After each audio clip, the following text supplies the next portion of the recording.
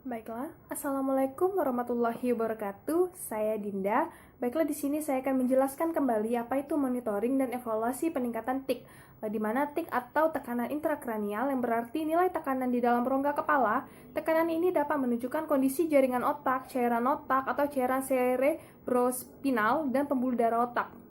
Yang pertama, tahap prainteraksi, di mana kita harus membaca catatan keperawatan atau catatan medis, kemudian kita menentukan tindakan yang akan kita lakukan terhadap pasien, kemudian persiapan diri, dan persiapan alat. Alat yang kita gunakan yaitu jam detik dan oximetri.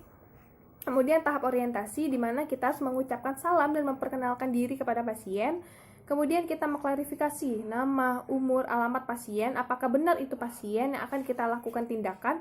Kemudian kita harus menjelaskan dan prosedur tindakan yang akan kita lakukan. Kemudian kita harus melakukan kontrak waktu terhadap pasien. Di sini saya akan memerlukan waktu sekitar 5-10 menit. Kemudian kita memberikan kesempatan untuk pasien atau keluarga pasien itu bertanya apakah ada yang ingin ditanyakan seputar tindakan yang akan kita lakukan. Jika tidak ada pertanyaan, maka kita meminta persetujuan pasien atau keluarga untuk dilakukan tindakan ini. Kemudian kita harus menjaga privasi klien. Terus kemudian kita mendekatkan alat untuk melakukan tindakan. Dan sebelum melakukan tindakan, kita harus mencuci tangan dengan mencuci tangan 6 langkah. Kemudian di sini saya akan menjelaskan tahap kerja. Yang pertama, kita harus memperhatikan kepatenan jalan nafas pasien. Kita harus melihat apakah pasien itu ada sumbatan atau tidak pada pernapasan. Kemudian kita setelah melihat kepatenan jalan napas ini, kita langsung menghitung RR atau pernapasan pasien. Kita melihat apakah irama pasien itu terganggu, frekuensinya, gerak naik dada pasien saat menarik nafas, apakah dia simetris atau tidak. Kemudian kita lanjut mengkaji sistem neurologis seperti fungsi luhur, sensorik, motorik, dan tingkat kesadaran pasien. Seperti kita menanyakan siapa nama pasien, menanyakan keberadaan pasien itu di mana. Kemudian kita menanyakan benda, apakah pasien tahu dengan benda yang kita tunjukkan kepada pasien itu. Kemudian setelah itu kita kembali mempertanyakan apakah pasien ingat dengan apa yang telah kita tanyakan. Kita menanyakan kembali apakah pasien itu mengerti gitu kan. Baiklah, sekarang kita ke pemeriksaan Mannings, di mana pemeriksaan yang pertama melakukan pemeriksaan kaku kuduk, di mana pemeriksaan kaku kuduk ini kita meletakkan tangan di bawah kepala pasien dengan posisi pasien itu berbaring.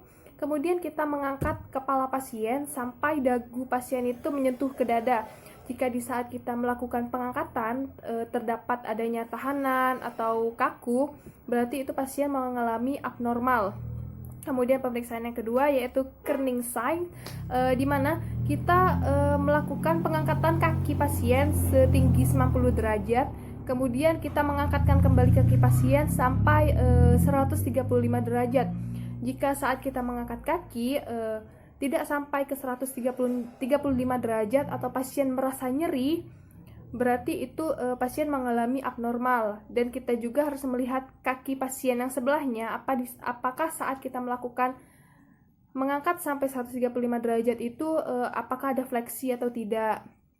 Kemudian pemeriksaan yang ketiga yaitu Lesnguesing, di mana kita mengangkat kaki pasien itu setinggi 70 derajat dan kita melihat kaki pasien juga yang sebelahnya apakah ada fleksi atau tidak.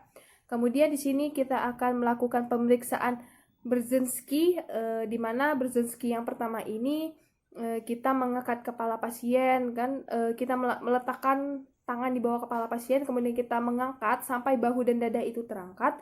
Kemudian kita lihat apakah ada tahanan saat kita mengangkat atau kaki ikut terangkat juga, berarti itu adanya abnormal.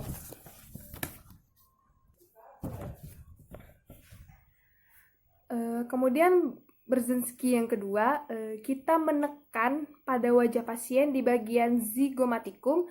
Di sini kita menekan itu untuk melihat apakah saat kita menekan tangan pasien itu adanya pergerakan atau mengangkat sedikit. Kemudian kita juga melihat ekspresi pasien atau merasa nyeri atau tidak. Kemudian Brzezinski yang ketiga, di mana kita menekuk kaki pasien.